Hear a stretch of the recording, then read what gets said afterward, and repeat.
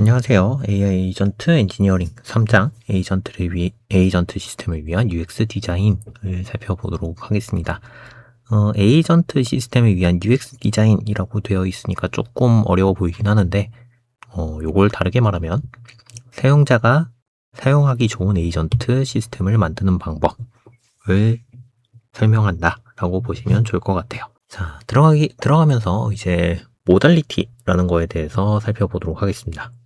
에이전트는 텍스트, GUI, 그 다음에 음성, 비디오 같은 방식으로 이제 사용자와 상호작용을 합니다. 모달리티라고 하면은 이제 좀 복잡해 보일 수도 있지만, 사용 방식이라고 생각하시면 될 것 같아요. 텍스트는 정말 흔하게 사용하는 경우죠. 챗봇도 있고요. 그 다음에 클로드 코드 같은 친구들도 이제 텍스트 기반이다 라고 보시면 됩니다. 그리고 GUI라고 하면은 이제 좀 클릭이나 뭐 다른 방식으로도 소통이 가능한 것들이 얘기하겠죠. 챗봇을 얘기하려다가 잠깐 다시 생각이 났는데, 요즘은 챗GPT 같은 경우에 파일도 업로드할 수 있고 뭐 이미지 편집 같은 것도 가능하니까요. 요것도 이제 GUI에 살짝 속한다라고 보실 수도 있고요. 아니면은 엠파렌 같은 경우도 여기에 속한다라고 생각하시면 됩니다. 그리고 음성, 요거는 좀 흔하진 않지만 뭐 핸즈프리나 자연스러운 대화가 필요할 때, 그러니까 요즘은 이제 또 챗GPT에도 요 기능이 들어가 있죠. GPT에도 있고 제미나이도 있는데, 이제 실시간으로 대화가 필요한 경우 이제 음성을 사용한다라고 보시면 됩니다. 그리고 비디오, 요거는 상당히 경우를 많이 못 봤는데 3D 아바타가 대화를 해주는 경우를 좀 생각을 하시면 될 것 같아요. 그래서 비디오는 좀 흔하게 보지 못한 것 같은데, 이렇게 행사장 같은 데 가면 가상 아바타가 대화해주는 경우를 생각하시면 되겠습니다. 하나씩 살펴보도록 할게요. 텍스트 기반 인터페이스 같은 경우에는 정말로 사람들이 많이 쓰는 방식이죠. 그래서 챗봇이나 CLI, 메시징 같은 방식으로 통합이 되어 있고요. 동기 작업이나 비동기 작업 모두 다 지원을 해서 이제 데이터가 어떤 방식으로 왔다 갔다 했는지도 확인을 할 수 있습니다. 이제 그리고 클로드 코드나 제미나이 CLI, 그 다음에 코덱스 CLI 같은 그런 코딩 어시스턴트들도 AI를 사용한 터미널 방식을 사용하죠. 이것도 이제 텍스트 기반의 인터페이스라고 생각을 하시면 되는데요. 텍스트 기반 인터페이스에는 살짝 문제가 하나 있습니다. 뭐냐면은 텍스트를 기반으로 그냥 요청만 하고 답변을 받는 방식이기 때문에 사용자가 어떤 기능이 있는지 잘 몰라요.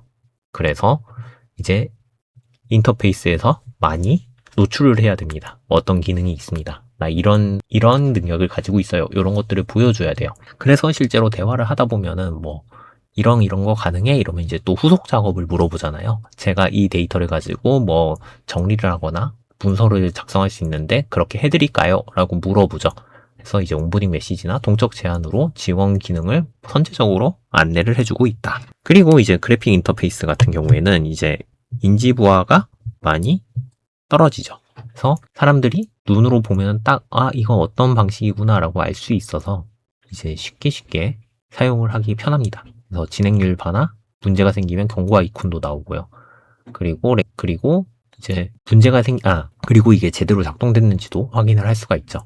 그래서 랭스미스나 엠파렌, 그 다음에 커서, 윈드서프 이런 것들도 그래픽 인터페이스를 많이 활용한다 라고 보시면 됩니다. 그리고 생성형 UI, 요거는 이제 사용자의 질의에 따라서 인터페이스를 동적으로 생성한다 라고 되어 있는데요. 사용자 질의에 따라 인터페이스를 동적으로 생성한다 라고 보시면 되는데, 요거 같은 경우에는 퍼플렉시티가 좋은 얘기일 것 같아요.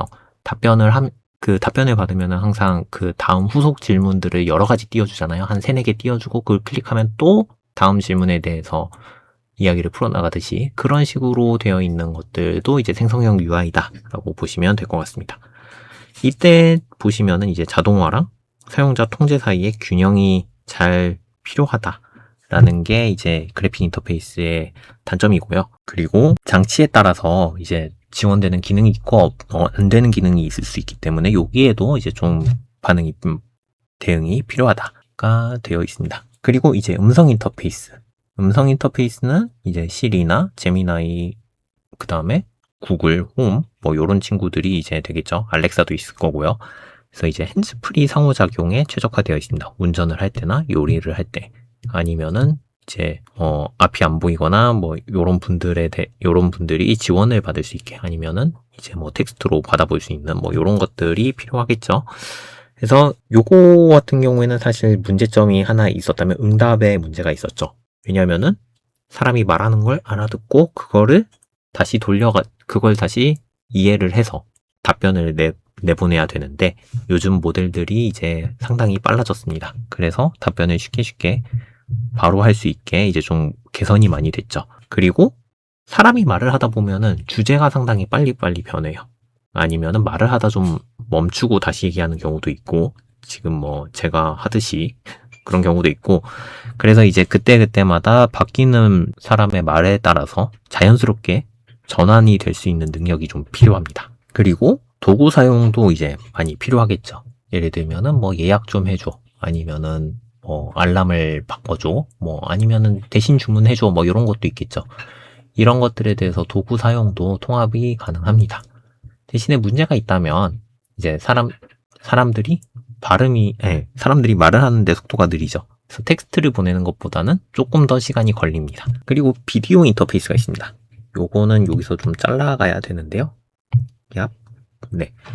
비디오 같은 경우에는 시각, 청각, 텍스트를 결합해서 풍부한 표현력을 제공합니다. 그래서 조금 앞에서 살펴본 모든 모달리티들이 합쳐져서 더 좋은 서비스를 만들어 간다라고 생각을 하시면 되고요. 대신에 여기에 문제점이 뭐냐면 불쾌한 골짜기를 자극할 수 있습니다. 사람들이 보고 불편해할 수가 있고요. 그 다음에 비디오는 이제 생성하는데 연산이랑 대역폭이 많이 들어가기 때문에 자원이 많이 들어간다라는 단점이 있습니다. 그리고 이제 모달리티를 결합한다 라고 하는데, 이게 왜 그러냐면 앞에서 얘기했던 텍스트, GUI, 음성, 비디오 각자 다 장점이 있고 단점이 있죠. 그러면은 요거를 다 하나로 합쳐놓는 게 가장 좋은 경험을 만들 수 있겠죠. 좋은 것만 취하고 불편한 거는 서로가 보완하는 방식으로. 그래서 다양한 방식으로 구현을 할 수가 있습니다. 뭐 운전을 하는 상황에서는 이제 음성으로 먼저 대화를 하다가 이제 운전이 끝났어요. 그러면 다시 텍스트에서 대화를 할 수 있겠죠. 뭐 이런 식으로 한다면 기기 하나 가지고 다양한 기능들을 사용할 수 있는 UX를 제공할 수 있겠죠. 그리고 이제 요렇게 음성, 텍스트, UI로 바뀌는데 요때 상태랑 컨텍스트가 모두 유지가 돼야지 사람들이 일관적으로 내가 한 개의 에이전트와 소통하고 있구나 라고 이제 느낄 수가 있겠죠. 그리고 이제 기술이 진화해도 결국에는 UX의 원칙은 변하지 않습니다. 사용자를 이해해야 하고요. 신뢰를 받아야 되고요. 직관적이어야 합니다. 자율성 슬라이더에 대해서 알아볼게요. 이제 에이전트를 구현할 때 사람들이 어떤 기능을 요청하냐에 따라서 수동으로 호출을 할지, 아니면 요청을 해가지고 보조를 받을지, 아니면 완전 자율로 에이전트가 활동하게 될지 결정을 해야 합니다. 그래서 수동이면은 사용자가 직접적으로 일일이 지시를 하는 거예요. 한 예시가 이제 AI 제한 없이 직접 코드를 쓰는 게 예시가 되겠죠. 그 다음에 보조 아니면 요청이라고 하는데, 에이전트가 이렇게 해보는 거 어때요? 라고 제안을 해요. 그럼 사용자가 이걸 보고 오케이 진행해 라고 얘기를 하죠. 그래서 이제 제일 처음에 나왔던 GitHub 코파일럿을 생각하시면 됩니다. 자동 완성된 코드가 나오고 탭 버튼을 눌러서 수락을 하죠. 그런 식으로 이제 보조는 이렇게 작동하는 시스템을 생각하시면 됩니다. 그리고 완전 자율. 요즘 이제 커서나 각종 IDE에서 사용하는 방식인데요. 에이전트가 독립적으로 직접적으로 실행을 하고 그 결과까지 모두 다 자동으로 수정을 합니다.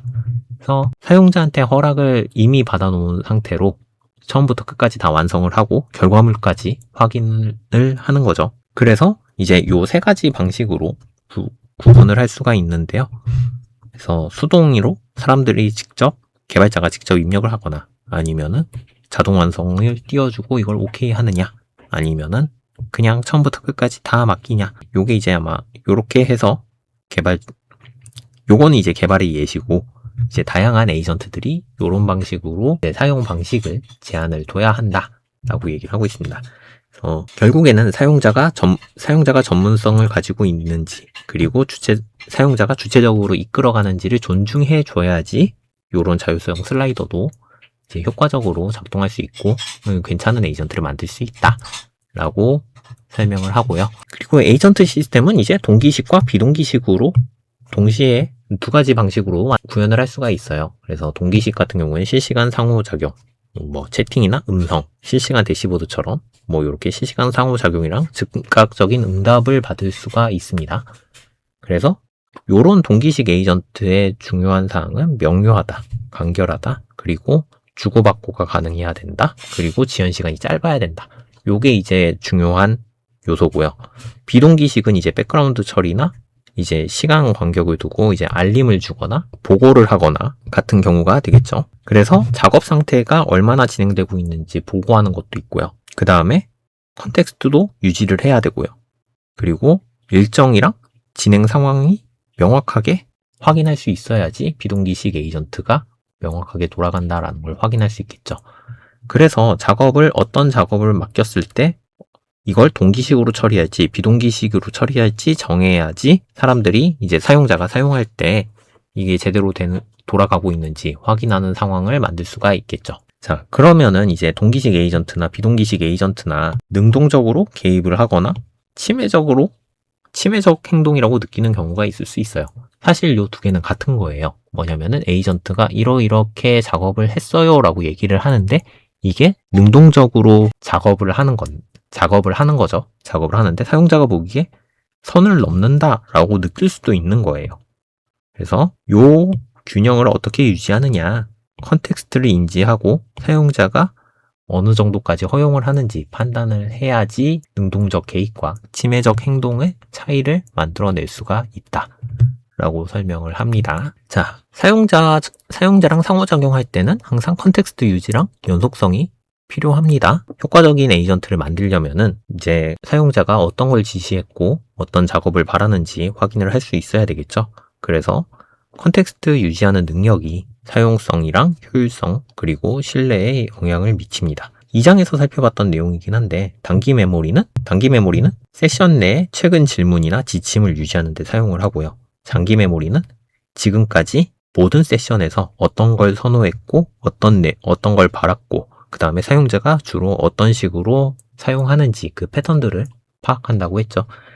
그래서 요 메모리를 가지고 컨텍스트를 유지하고 좀 일관된 자세를 취해야지 제 사용자가 사용하기 좋은 에이전트를 만들 수 있다 라고 보시면 됩니다. 그래서 보통은 이제 클라이언트 쪽에서는 빠르지만 빠르게 답변할 수 있는 단기 메모리를 유지한다 라고 보시면 됩니다. 그러니까 지금 핸드폰으로 대화를 하고 있으면은 그 대화 내용이 유지가 되고요. 대신에 그 대화는 거기서 끝난다 라고 보시면 되겠죠. 그리고 서버 측에서는 이 대화 내용을 좀 계속 보존을 하고 있다. 그 보존을 하면서 계속 응답 방식을 어떻게 결정할지 잡는다 라고 해서 이제 지속적으로 잡아갈 수 있겠죠. 하이브리드는 요 두 개가 합쳐져서 일관적인 답변도 하고 빠르게 사용자가 원하는 답변을 준다라고 보시면 되겠죠. 그렇다고 해서 이제 컨텍스트를 무조건 지키는 게 과연 좋은가라고 하면은 효율적이지 못하고요. 데이터를 다 가지고 있으면은 아무래도 부하가 많을 테고요. 그 다음에 프라이버시 침해도 가능하겠죠. 잠깐 시시콜콜하게 했던 얘기인데도 다 기억을 하고 있으면은 좀 불편하죠. 그래서 균형 잡힌 컨텍스트 관리가 필요합니다. 계속 메모리 이야기를 이어가서요. 이제 개인화와 적응성이 있습니다. 사용자의 선호도를 보존을 할 수 있겠죠. 그리고 행동에 적응을 할 수 있습니다. 사용자가 어떤 방식으로 사용한다라는 거를 판단을 하면은 그거에 맞춰서 스타일을 조정을 할 수가 있겠죠. 그리고 능동적인 지원이 가능합니다. 이전까지 어떤 요청을 했는지 파악을 해서 사용자가 뭘 원하는지 먼저 파악하고 제안을 할 수가 있습니다. 대신 요 세 가지를 먼저 할 때는 늘 생각해야 되는 것이 투명성 확보를 해야 됩니다. 그리고 사용자가 이제 개인화 설정을 초기화할 수 있어야 되겠죠. 얘가 자꾸 내가 원하지 않는 걸 자꾸 제안을 하네 같은 경우에는 이제 초기화를 할 수 있어야 된다. 그리고 프라이버시 투명성이라고 하는 것은 사용자가 이제 어떤 대화를 했을 때 이거를 저장을 하고 기억을 하는데 이걸 왜 기억했는지는 확실하게 알아야 되겠죠. 그래서 사용자가 요청했을 때 바로 볼 수 있도록 구현을 해야 합니다. 그래서 이제 가장 좋은 개인화는 어떻게 하느냐. 눈에 띄지 않게 효과는 분명하게 보여야 한다. 에이전트 능력 커뮤니케이션이라고 되어 있는데요. 요거는 이제 앞에서 설명했던 그 에이전트 능력에 관한 겁니다. 에이전트가 뭘 할 수 있는가. 에이전트 기능을 사용자가 발견하고 활용하기 쉽게 설계해야 한다라는 얘기예요. 그래서 이제 제안 버튼, 퍼플렉시티에 들어가서 질문을 했을 때 다음 후속 단계로 뭘 해드릴까요? 하고 3가지 질문을 띄우죠. 그게 이제 제안 버튼이고요. 온보딩 가이드는 시작했을 때 요즘은 이제 새 서비스가 나오면은 사용해보세요 라고 안내가 나오잖아요. 그런 걸 이제 온보딩 가이드라고 하고요. 능력 카드는 이제 밑에서 어떤 기능들이 있다. 뭐 이미지 만들기, 딥 리서치 뭐 이런 것들 띄워주는 게 능력 카드라고 보시면 되고요. 동적 제안은 응답을 할 때마다 항상 다음 단계로 이런 걸 해드릴까요? 라고 물어보는 게 이제 동적 제안이다 라고 보실 수 있습니다. 자, 요런 능력들을 한 번에 처음에 나왔을 때 다 보여주면은 당연히 할 게 너무 많아지니까 사람들이 부담스러워 하겠죠. 그렇기 때문에 기능은 점진적으로 공개하는 것이 좋다. 초기에는 핵심 기능, 챗GPT는 여러분과 대화를 할 수 있습니다 라는 걸 보여줬다가 점점 사람들이 사용을 계속하게 되면은 이미지도 만들 수 있어요. 저 조사도 할 줄 압니다. 이런 식으로 하나씩 노출을 해주는 방식이 좋다. 그리고 이제 범위 밖의 요청을 하면은 단순히 거절하는 대신에 대안을 제시해 줄 수 있어야 됩니다. 예를 들어서 지금은 이제 챗GPT에서 동영상은 못 만들잖아요. 소라라고 앱을 따로 써야 되는데 그렇기 때문에 요청을 했을 때 스토리보드를 대신 만들어 드릴까요? 아니면은 대본을 짜드릴까요? 이런 식으로 만들 수가 있겠죠. 아니면 하다못해 소라에 들어갈 프롬프트를 짜드릴까요? 라고도 물어볼 수 있습니다. 그리고 동영상을 만들어줘 라고 했을 때도 그냥 지금 어떤 방식으로 하면 동영상을 만들 수 있습니다 라고 안내를 해주죠. 그런 방식이 필요하다라고 합니다. 그리고 신뢰도와 불확실성을 전달해야 됩니다. 이야기를 할 때 일관적이어야 하잖아요.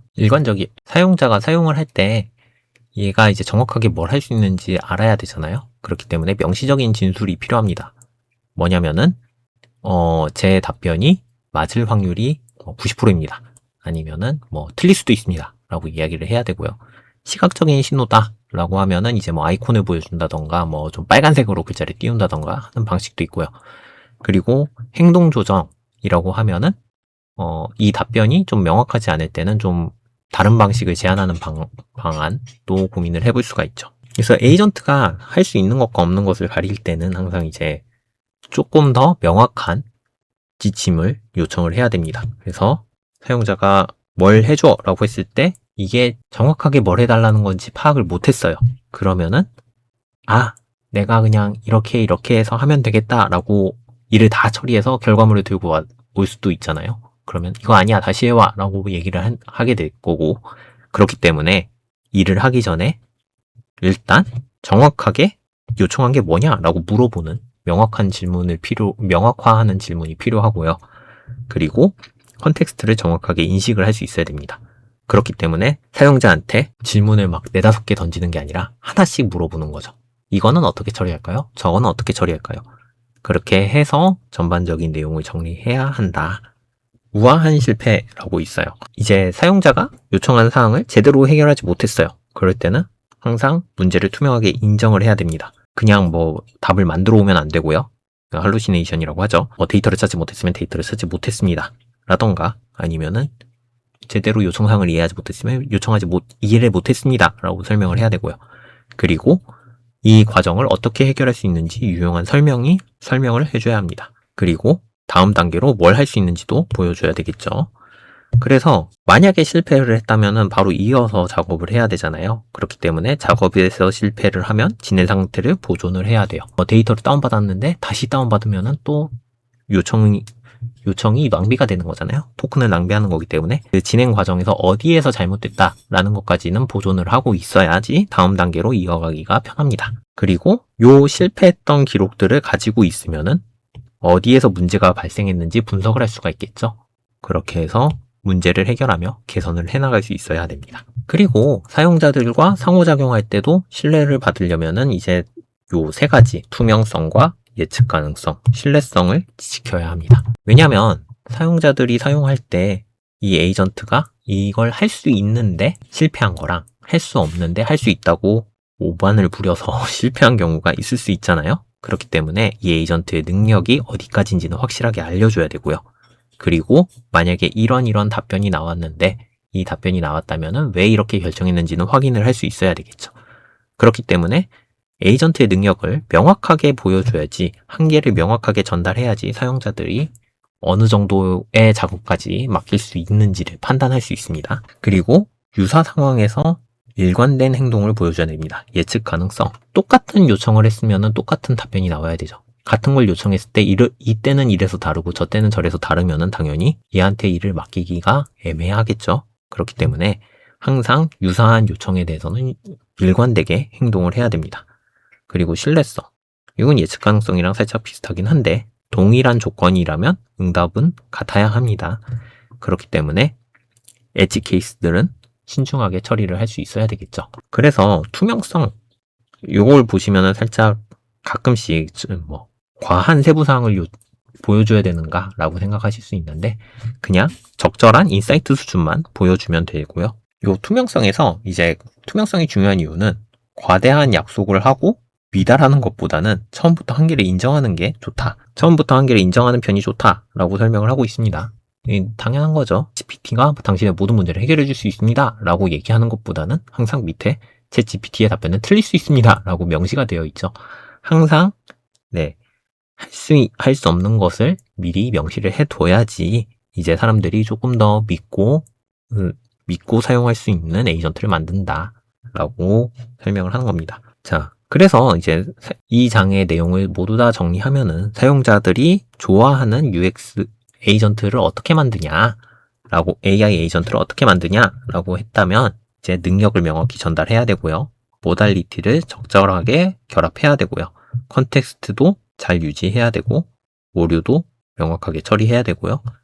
신뢰를 구축하는데 최선을 다해야 된다 라고 정리를 하겠습니다. 3장 내용은 여기까지고요. 다음부터는 이제 본격적으로 에이전트 시스템을 구축하는 과정을 한번 살펴보도록 하겠습니다. 다음에 뵐게요.